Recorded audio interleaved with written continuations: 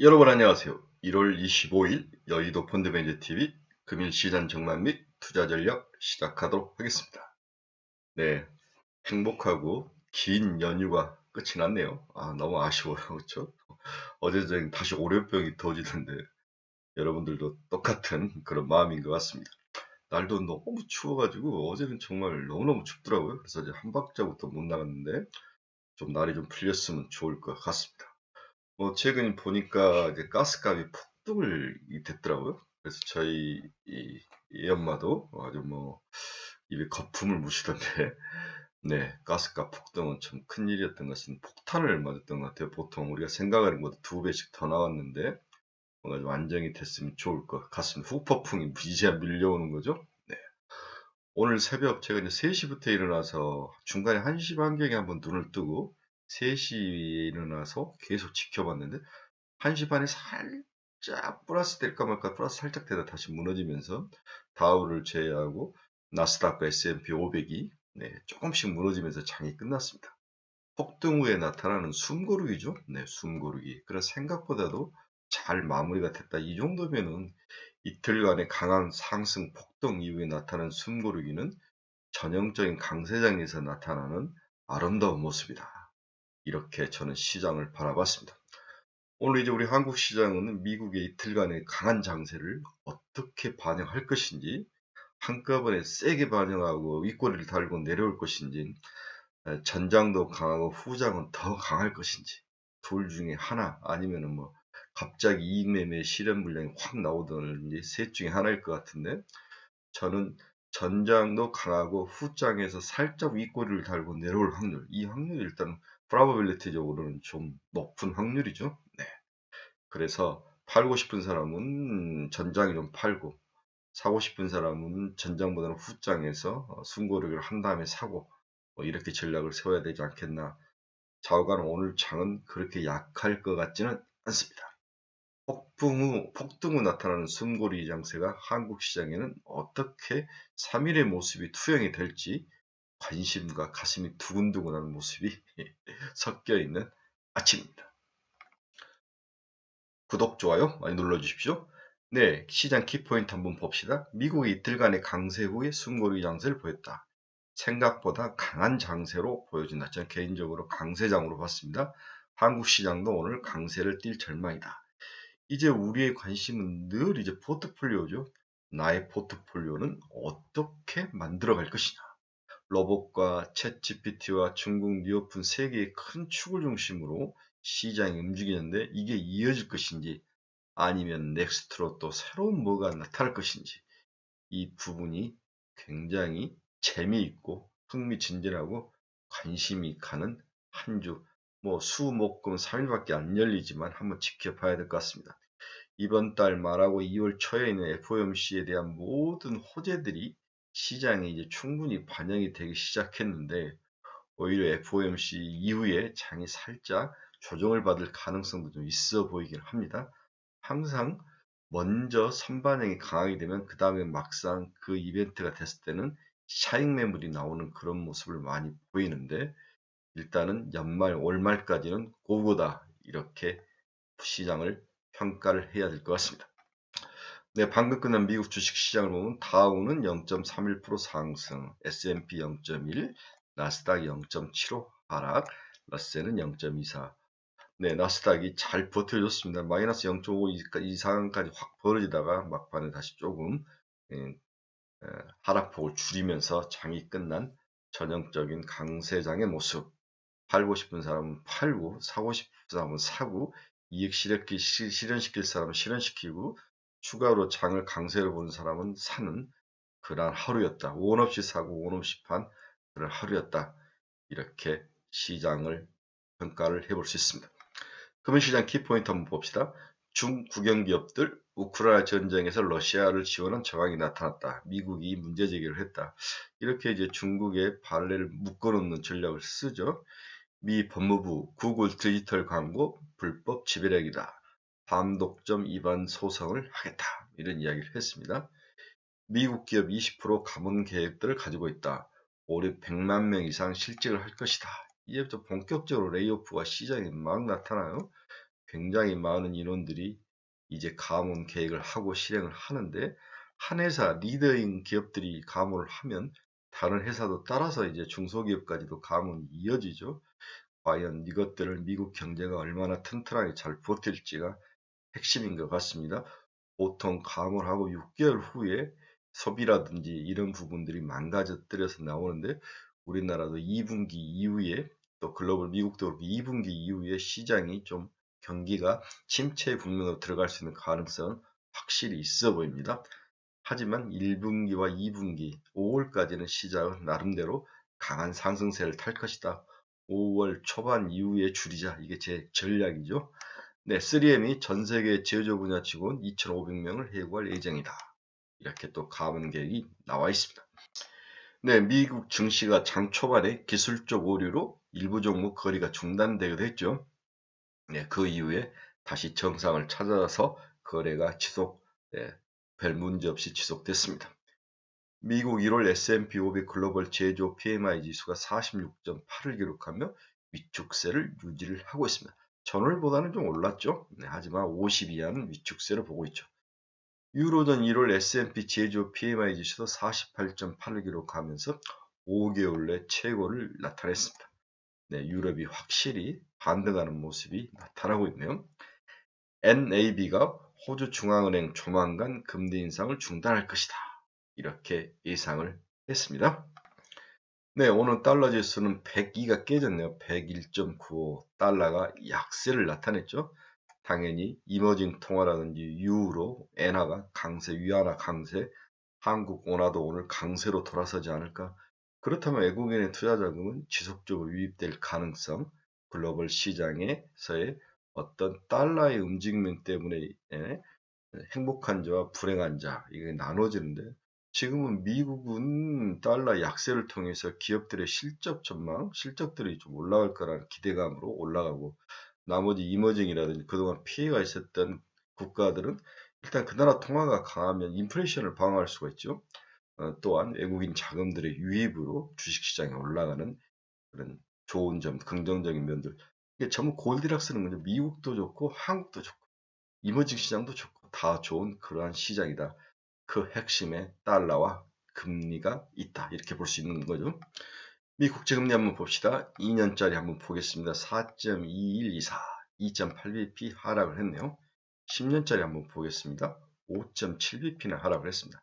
3.466, 3.5가 무너져서 금리가 강세로 가는 내려오는 그런 모습을 보여주고 있습니다.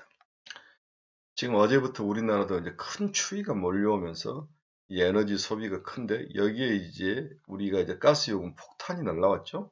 폭탄이 날라오면서 어떻게 반응할지, 이게 이제 물가에 어떤 영향을 미칠지 생각이 복잡한데, 일단 WTI는 가격이 하락을 했습니다. 80달러가 무너지며 79.97달러를 기록하며 안정세로 돌아선 모습을 보여주고 있습니다.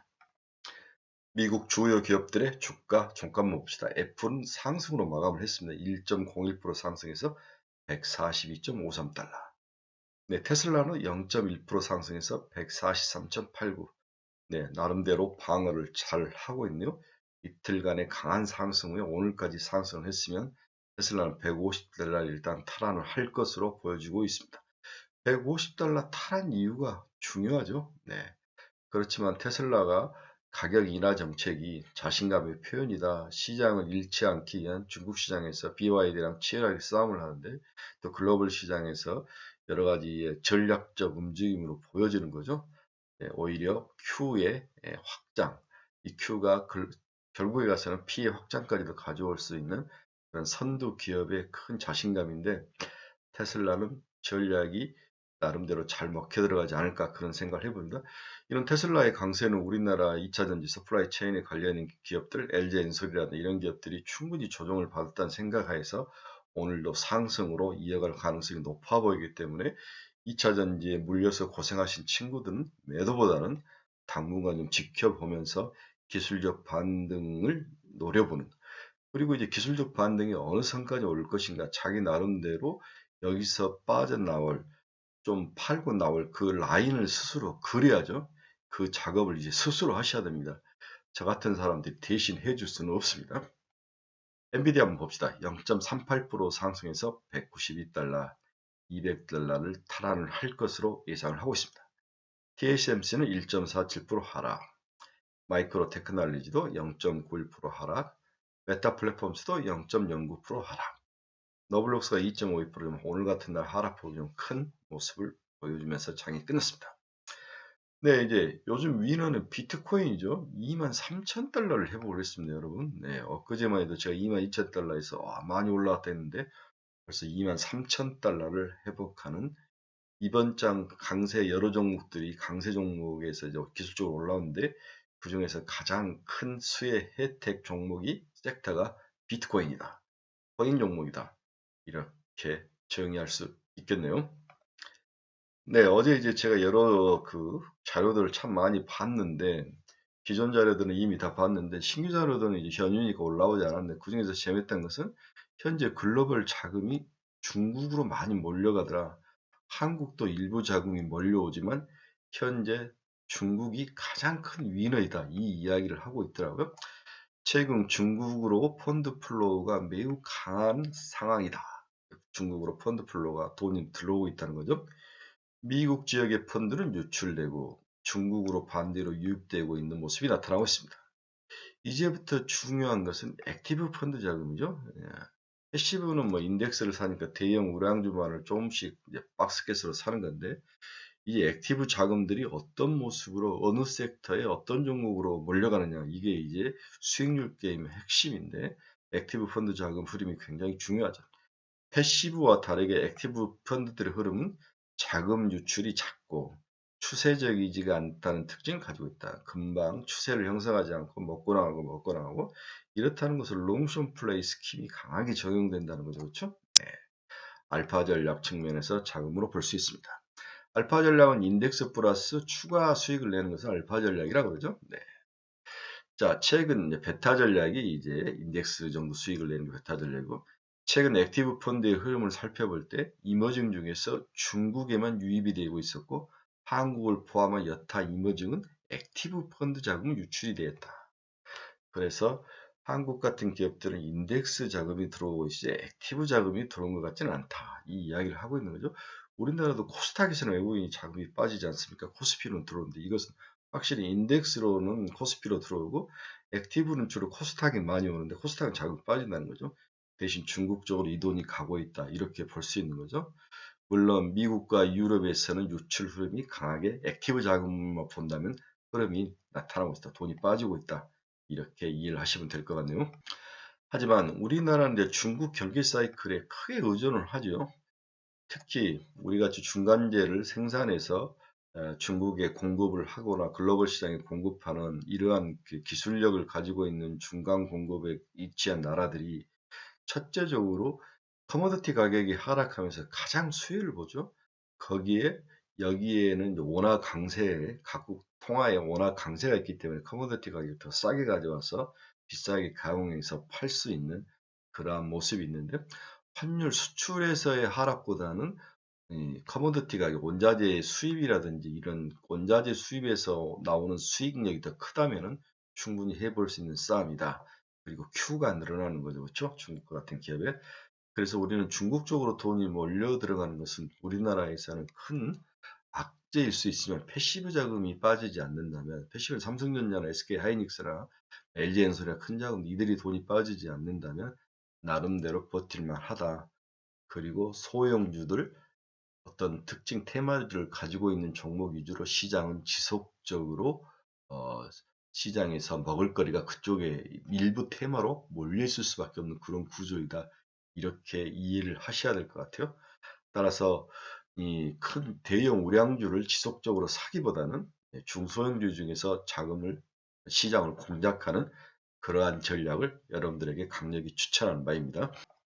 네, 보면은 이게 이제 중국 자금이죠. 그렇죠? 네, 이게 중국 자금, 한국은 이 자금이고 중국 자금이 크게 올라오는 모습이 보이고 있습니다. 이게 이제 중국 자금이죠. 액티브 펀드로 중국 자금이 크게 올라가는 모습이 보여주고 있습니다. 자, 간단히 오늘 결론 보고 끝내도록 하겠습니다. 오늘 아침에 끝난 미국 주식시장은 승부르기에 들어가는 다소 아쉬운 장세를 보이며 마감을 했다. 이틀간의 상승세가 오늘 아침 시장까지 이어졌다는 아쉬움은 남지만 연휴 기간 미국 시장의 상승세는 나름 의미가 있는 장세로 보여져 한국 시장은 오늘 강세가 전망된다. 문제는 차익 매물의 강도에 달려 있다. 월말 FOMC가 이미 모든 패가 시장에 노출된 이유라 시장은 월말 이후에 특히 2월 초에 있는 CPI 지수의 그 수준으로 관심이 차츰 이동할 가능성이 높아 보인다. 지난달 6.5를 보였죠. CPI가 이제 5%대를 만약 오늘 한 번만 더 기록해 준다면 확실히 시장은 골디락스 모습을 보이며 추가 상승할 가능성은 높아 보입니다. 이제 어제도 이야기했지만 춘절 이후에 중국이 코로나 상황이 굉장히 중요한데요. 제 생각 같으면 집단 면역에 대한 이야기가 확실히 나올 것 같아요. 집단 면역 가능성. 이건 당연히 긍정적 스탠스로 봐야 될 상황이다. 그래서 중국에 대한 그 기대감은 오늘도 우리나라 시장에 강하게 나타날 것이다. 따라서 중국 관련 기업들 여행, 항공 뭐 이런 것들 그렇죠? 네. 저는 엔터 쪽도 좋게 보는데 이러한 종목들에 대한 지속적인 매수는 꾸준히 이어져야 될 것이다. 포트를 줄이지 말고 지속적으로 가지고 가라. 이렇게 이야기를 해드리고 싶네요. 자, 로봇이나 챗 GPT, 중국 리오프닝 모멘텀이 이제 한국 시장에 이끌어가는 세 개의 큰 테마인데 이제 새롭게 나타날 그 이슈가 뭐냐? 나타날 것이냐, 안 나타날 것이냐? 새로운 이슈가 안 나타난다면 로봇과 챗 GPT와 중국 리오프는 추가로 더 상승할 가능성이 이어지죠. 네. 따라서 뭐가 새롭게 나타날지에 대해서 아주 예민하게 촉각을 세우고 촉을 세우고 시장을 꾸준히 지켜보는 그러한 집중력 있는 플레이를 하는 그런 하루가 되지 않을까 그런 생각이 듭니다. 제가 연휴 기간에 많은 종목을 살펴봤죠. 그리고 섹터도 그중에 눈에 들어오는 종목이 한 종목 확 있었는데 너무나 잘 아는 종목이에요. 이 종목은 저희 카페에 제가 올려놨으니까 우리 카페 친구들은 한번 잘 보시기 바랍니다. 그거 다 아는 종목이야. 그런데 제 촉에는 이 종목이 걸렸습니다. 눈에 들어오니까 여러분들 한번 참고하시기 바랍니다. 네, 이번 주 토요일 저희 스터디 모임 다시 한번 광고하겠습니다. 오후 12시 20분부터 4시까지 여의도 정경예관 2층 루비홀에 있습니다. 네, 3명의 강사가 나서죠. 1분기 관심 종목, 2023년 경제 투자 전략 어떻게 볼 것이냐, 상반기 반도체 IT, VR, XR 뭐 이런 것들 어떻게 볼 것이냐 이런 것들이 있습니다. 회비는 10만 원이고요. 자세한 것을 댓글로 문의하면 제가 자세하게 가르쳐드립니다. 아주 뭐 등록하는 방법은 매우 쉽습니다. 마지막으로 공부를 원하는 자 저희 카페로 오시기 바랍니다. 강력히 추천합니다. 네, 오늘도 즐거운 하루가 될 것 같아요. 기대감을 가지시고 자기 포트폴리오를 이제 좀 줄여야 될지 아니면 지속으로 가져야 될지 고민 중에 있는데 챗 GPT나 로봇 관련 종목들은 올라올 때마다 조금씩 줄이자. 네, 이것은 제가 여러분들이 추천해 주는 종목이죠. 그 다음에 이제 중국 리오픈 쪽에서 엔터 쪽으로 좀 갈아타라. 이렇게 제 전략은 그 정도입니다. 여러분 감사합니다. 오늘 즐거운 하루가 되고 내일도 또 더 즐거운 하루가 되는 그런 멋진 날이 되길 바랍니다. 여러분 날이 춥습니다. 저처럼 감기 걸리지 마시고 건강 유의하시기 바랍니다. 여러분 감사합니다. 내일 뵙겠습니다.